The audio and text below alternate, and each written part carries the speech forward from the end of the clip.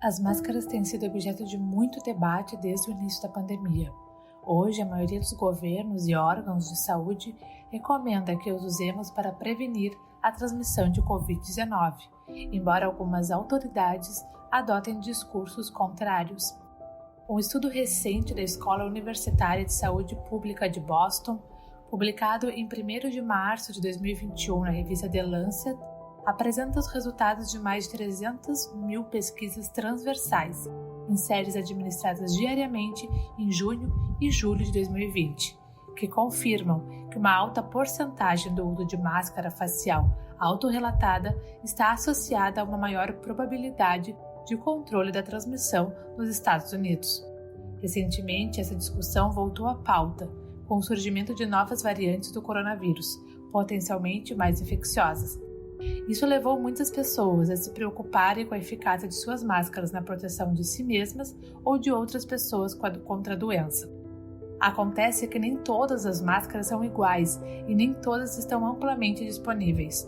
Por exemplo, no início da pandemia, a escassez global de equipamentos de proteção individual, incluindo as máscaras, levou à adoção em massa de revestimentos faciais de tecido reutilizáveis. Em seguida, em cada loja, local de culto, restaurante, transporte público e demais áreas em comum, surgiram diferentes tipos e, com eles, diversos problemas. Parte dessas adversidades tem sido a falta de orientação oficial sobre o que é uma boa máscara. Mas no final do ano passado, a Organização Mundial de Saúde publicou um documento de orientação que abordava 3 elementos importantes para a fabricação de máscaras faciais de tecido em fábricas.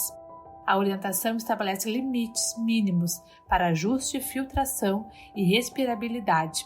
De acordo com a Anvisa, há diversos tipos de modelos que podem ser utilizados para diferentes finalidades. E é sobre isso que nós vamos falar neste episódio do Direto ao Ponto. Hoje é quarta-feira, dia 3 de março.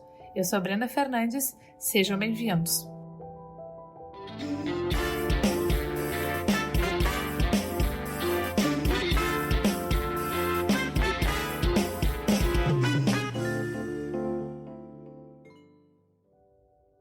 N95, PFF2, clipe nasal, RJ3. Esses são alguns termos que você já deve ter ouvido falar em uma conversa sobre máscaras ou a Covid-19 em geral. Há países que já estão vetando as máscaras não médicas por não terem garantia suficiente. Na Alemanha já não se pode entrar em espaços fechados, como supermercados ou escritórios, com máscaras de tecido ou higiênicas. Tampouco se pode usar um cachecol ou um lenço. A França começou desaconselhando o uso das caseiras e preparou um decreto para impor o uso de proteções mais elevadas. As autoridades determinaram que os cidadãos usem apenas 3 tipos de máscaras em espaços públicos. São elas as cirúrgicas, a FFP2 e as de tecido industrial de categoria 1. Talvez esses nomes não façam muito sentido para você, mas hoje nós vamos ajudá-lo a entender. Por isso eu recebo Melissa Markowski, doutora em Biologia Celular e Molecular, professora de Biossegurança na Universidade Federal de Ciências da Saúde de Porto Alegre e membro da Rede Análise Covid-19.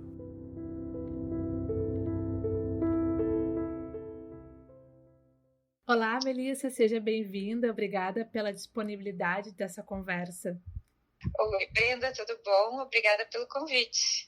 Melissa, para a gente começar, eu queria que tu explicasse qual a diferença entre os respiradores PFF1, PFF2, PFF3 e NP95 e o que essa combinação de letras e números representam e qual o nível de proteção deles.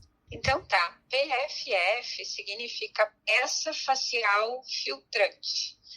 Então é uma nomenclatura que nós utilizamos então para essa classe de equipamentos de proteção individual, que são os respiradores, comumente também chamados de máscaras, e que passam por sistemas de testagem de eficiência para serem utilizados de acordo com aquela situação onde o trabalhador está exposto a um determinado tipo de partículas.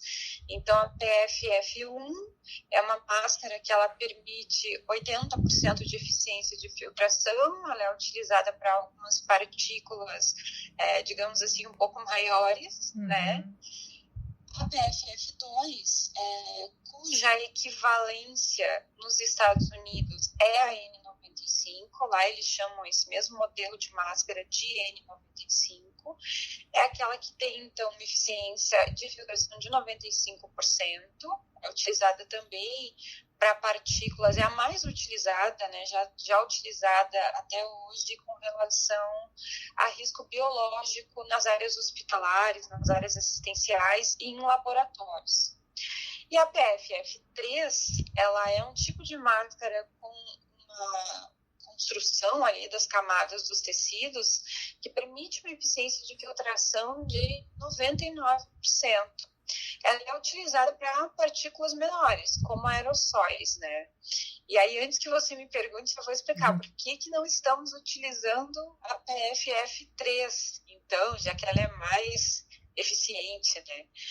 Porque até o que a gente teve, tudo que a gente teve até os dias de hoje, em termos de infecções hospitalares respiratórias, o uso da máscara N95 PFF2 ou mesmo da máscara cirúrgica, que é uma máscara mais simples, né, muito mais simples, davam conta do recado.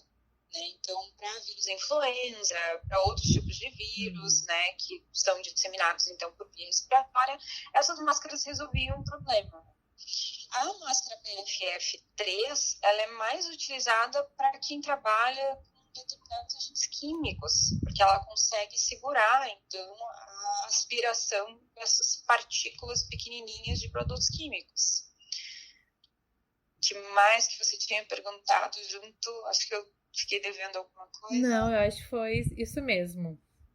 E aí eu já vou emendando, te perguntando também das máscaras cirúrgicas e de pano, né? Que a gente tem visto muita gente usando.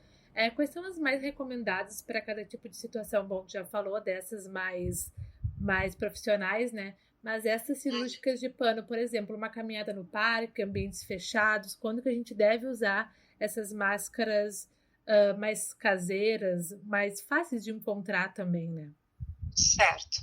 Então, assim, com a alta transmissibilidade que nós estamos vivendo hoje, se a pessoa está exposta a condições de risco, por exemplo, está com um paciente COVID na mesma casa, precisa pegar transporte coletivo ou trabalha em ambientes assistenciais, o recomendado é utilizar a PFF2 N95, né? Na ausência, isso até pode ser estendido para a população. Na ausência, a máscara cirúrgica tripla camada, que não é aquela branquinha bem transparente, é tipo um verde água, assim, que a gente vê os médicos, os profissionais de saúde às vezes com ela, então ela é uma máscara um pouco mais reforçada, seria a segunda opção. É uma máscara quase tão boa com relação à N95. Tem estudos, por exemplo, da influenza, estudos clínicos mostrando que elas têm pouquíssima diferença em termos de proteção. E se a pessoa não tem condições de adquirir a máscara profissional, a recomendação, então, é que utilize a máscara de pano. Tecidos que são interessantes, a dupla camada de algodão e, melhor ainda, a dupla camada de algodão intercalada com tecido como poliéster ou seda, porque esse tipo de tecido, ele acaba fazendo com que as gotículas fiquem aderidas na máscara de uma maneira mais eficiente. Então, se a pessoa tem condições de adquirir uma máscara de tecido de tripla camada, seria a situação mais indicada. Já tem estudos mostrando que elas têm uma eficiência de filtração bastante elevada, só que nós não temos ainda estudos clínicos comprovando a proteção dessas máscaras à Covid. É o mesmo caso que a gente vê, por exemplo, com as chamadas máscaras antivirais. Essas máscaras, elas são tratadas com produtos, esses produtos contêm íons de prata, sua grande parte, mas não são máscaras testadas, né? E há alguns estudos mostrando como é que esses íons, prata, seriam nocivos às células do sistema imune que atuam nessa nossa primeira defesa contra o vírus. Onde as pessoas podem utilizar as máscaras de pano, né? Por exemplo, mesmo a pessoa que utilize a máscara profissional, se ela vai fazer uma caminhada 5 e pouco, 6 horas da manhã, para levar o cachorro, né? Alguma coisa assim, muito distante das outras pessoas, ao ar livre, né? Ficando distante, então, né? Do contato com outras pessoas, essas máscaras, elas cumprem muito bem o seu papel como barreira, né, de proteção. Agora, se a pessoa vai se expor, ela vai, enfim, né, precisa sair, precisa ir num supermercado, aí a recomendação é que utilize preferencialmente as máscaras profissionais. E se não for possível, a máscara, então, de tripla camada. E quais são os riscos do uso prolongado e da reutilização dessas máscaras? Principalmente essas mais utilizadas. As de pano ou as profissionais? As de pano, a N95, eu vejo que é uma que o pessoal está comprando muito agora, né? Isso. Bom, então, as máscaras N95, elas podem ser reutilizadas por até 7 vezes, mas elas não devem ser utilizadas 7 dias em sequência, né? O ideal é que a pessoa que precisa sair de casa para trabalhar e faz uso dessas máscaras, para a sua jornada de trabalho de 8 horas, é importante que ela tenha 2 máscaras por dia. Ela precisa fazer uma troca, porque o tempo de uso dessa máscara é de 4 a 6 horas. Então, se essa pessoa tem essas 2 máscaras, ela vai usar num dia, no dia seguinte e no dia posterior, ou seja, mais ou menos em intervalo aí de 3 dias, é importante que ela tenha mais 2 pares de máscaras, né? Que é para ela poder fazer essa intercalação, e essa máscara que ela tirou neste primeiro dia, ela deixar secando em algum local ventilado, até pode pegar um solzinho ameno de até 1 hora, que tá tudo bem, ela vai secar, ela vai ficar limpinha, a pessoa pode reutilizar ela por até 7 vezes. O único problema assim, que a gente encontra com relação a esse uso prolongado da máscara, aí pode ser a N95, pode ser a cirúrgica, pode ser qualquer tipo, é que algumas pessoas podem acabar desenvolvendo acne, alguma alergia no rosto, mas em termos respiratórios não há problema algum em nós utilizarmos a máscara, não tem nada de saturação de oxigênio, não tem nenhum problema. A única questão é que a pessoa precisa ter muito cuidado ao manipular a máscara, não tocar nessa área frontal que vai estar contaminada, né? Tirar sempre pelas alças, manter as mãos bem higienizadas na hora de tirar e colocar a máscara. Então, é basicamente isso. A máscara de pano, aí a pessoa vai tirar aquela máscara e ela vai passar, então, por um processo de descontaminação. Então, se pode colocar, por exemplo, numa água aquecida, acima dos 70 graus, deixar a máscara ali de molho uns 10, 15 minutos, ou a pessoa pode colocar a máscara, por exemplo, em 1 litro de água, contendo uma colherinha de sopa de hipoclorito, né, nossa água sanitária, que a gente compra supermercado, então uma colher de sopa para 1 litro de água, também deixar ali de 15 minutos a uma meia hora, enxaguar essa água, tirar essa água fora e fazer a lavagem normal de roupas com água e sabão, né? E aí botar para secar, né? Se a pessoa ainda quiser ter um plus de cuidado, pode passar a máscara, né? Se o material permitir. Agora, acima de tudo, é importantíssimo que mesmo a máscara de tecido, ela esteja muito bem ajustada ao rosto. Não adianta a máscara ter folgas, por exemplo, sobre o nariz. Então, por isso que as máscaras profissionais possuem aquele aramezinho, né? Que nós chamamos de clipe nasal. Aquilo é para manter a máscara realmente bem aderida, porque se tiver essa folga, o ar vai passar por ali e ele não vai entrar nem sair filtrado. Melissa, quando a gente faz uma busca por esses termos no Google, a gente encontra uma gama de opções da N95, com respiradores do tipo sendo vendidos de 3 até 50 reais. E por isso muita gente acaba reclamando que são caros, ou até mesmo não entende como vai escolher os critérios, acaba se confundindo um pouco. Como a gente pode orientar essas pessoas principalmente, né, pela diferença de preço, quanto custa uma máscara dessas? Então, assim, a gente encontra boas marcas de máscaras hoje entre 3 e 10 reais. Máscaras excelentes, que cumprem ali o seu papel, né? Estou falando agora do respirador N95. Qual a importância que as pessoas precisam se ligar, precisam saber que tem que ter isso, né? É um número que nós chamamos de certificado de aprovação. Então, esse número, que é o CA, ele é expedido pelo Inmetro dentro das normas do Ministério do Trabalho e Emprego. Então, passa por uma série de testagens que fazem com que esse tipo de máscara esteja apta ao uso. O que a gente tem visto acontecer muito é que algumas empresas, né, aí estão vendendo alguma coisa chamando de máscara N95, sabendo que as pessoas estão buscando, mas aquilo, na verdade, não é respirador, não é profissional, não é testado. Então, pedir, por exemplo, na hora de você pedir o orçamento, ou na hora que você está em contato por telefone, coletando informações sobre aquela máscara, pedir um número de CA é quase como se a gente tivesse um número de lote, né, de algum produto. Então, a gente pode entrar no site do Ministério do Trabalho e Emprego, né, caep.mpe.gov.br, e checar se esse CA está válido, né, se aquele CA foi expedido, né, porque se ele estiver válido, significa que aquela máscara está em boas condições de uso. Então, isso é o mais importante, porque como são equipamentos de proteção, eles têm que ter esse número, então, de registro. E tendo em vista as variantes do SARS-CoV-2, cresce o registro de pessoas que estão usando duas máscaras, uma sobre a outra. Esse é, de fato, um método que aumenta a proteção?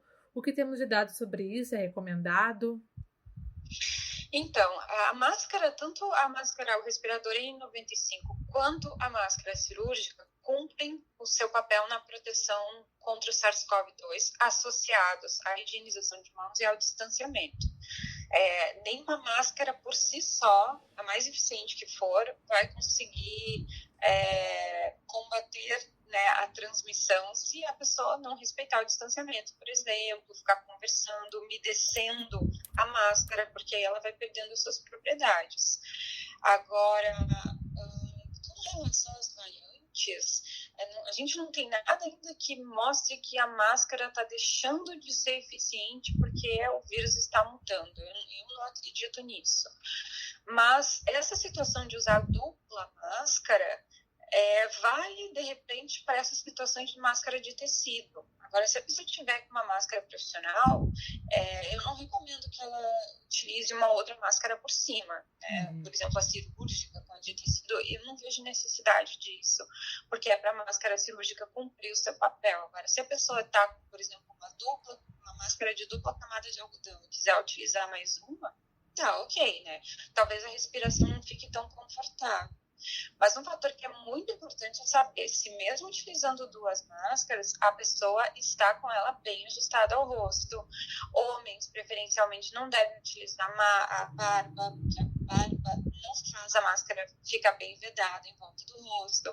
As mulheres ou as pessoas que têm cabelos longos, manter o cabelo sempre preso, de preferência com coquinho, porque o cabelo solto aumenta a superfície para a deposição de gotículas, então um cabelo contaminado, onde a gente fica passando a mão para ajeitar, a gente passa a contaminação para a mão com maior facilidade, ou esse mesmo cabelo pode tocar o nosso rosto depois que a gente tira a máscara e trazer, então, partículas virais para a face. Então, é importante também o cabelo solto, preso, né, em coquinho, e os olhos também, né, as pessoas protegerem os seus olhos aí para não deixar entrar as gotículas pela via ocular. Certo. Para encerrarmos, Melissa, recentemente surgiu um produto de vinil que vem sendo vendido para todas as regiões do Brasil sob um argumento de que é inquebrável, não impacta na beleza e dá, entre aspas, liberdade para respirar. Ele foi até mesmo batizado de M85 para imitar uma nomenclatura de respiradores. Por que esse acessório não funciona contra a Covid-19? Porque ele não é eficiente para passagem de ar. Se ele se a gente está utilizando algo que feche a passagem de ar. O importante é que as pessoas entendam isso. A máscara, ela permite a barreira contra partículas, mas ela permite a passagem do ar adequadamente, né? Ela impede as partículas, mas ela permite a passagem do ar. Esse tipo de material não é eficiente. Por exemplo, se a gente pegasse um face shield e ele ficasse aderido a toda a parte ao redor do nosso rosto, seria péssimo, porque as pessoas daí sim vão ficar fazendo aquilo que é discutido, né? Ficar ali largando CO2 e aspirando CO2, diminuindo a concentração do oxigênio que está respirando. Então, máscaras que não permitem a passagem do ar não são modelos adequados e não são protetivos. Então, se estão sendo feitas máscaras que são transparentes, com material que for, ou vinil, ou acetato, ou policarbonatos, etc. e tal, e há passagem de ar de alguma forma, como que esse ar está passando, né? Qual o sistema de filtração, então, para essa máscara funcionar? Então, de fato, né, esse tipo de máscara não é nem um pouco adequado e nem um pouco recomendado.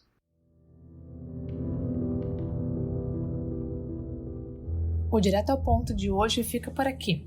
Eu sou Brenda Fernandes e a edição é de Alifa Alencar. Até a próxima, tchau!